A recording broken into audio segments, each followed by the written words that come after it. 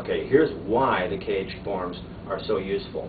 You can't play an E flat chord down here. If I take an E chord, I can't scoot it down a fret. So I've got to know what chord could I scoot up one fret to get an E flat.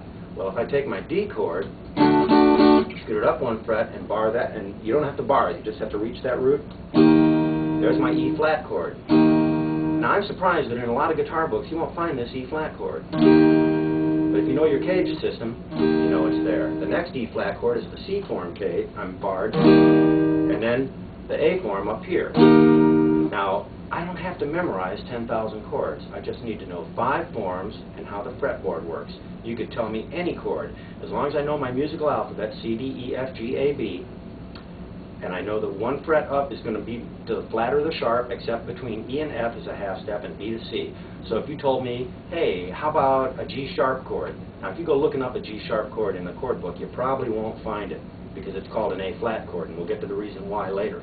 But if I know that here's my G chord in a bar form, and if I go up one fret, that would be a G sharp. So if somebody told me to play a G sharp chord because they didn't really understand the theory of why it's called an A flat chord, I could go right there and call it a G sharp chord. I'd understand, even though I can't find a G sharp chord in a book. And if you go look at any of the chord dictionaries, try and find a G sharp chord. We'll get to that later. So here's F, F sharp, G, G sharp, A sharp, B, C. If we count the other way, we could call it C, B, B flat, A flat, G, G flat, F, E. And that's why you need to learn your cage format and how to move your chords around the neck.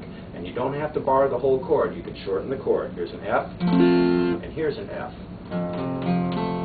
Okay? And that's not a bar. I'm just holding the root. If you can't get the bar, that's okay. Later you'll get the whole bar.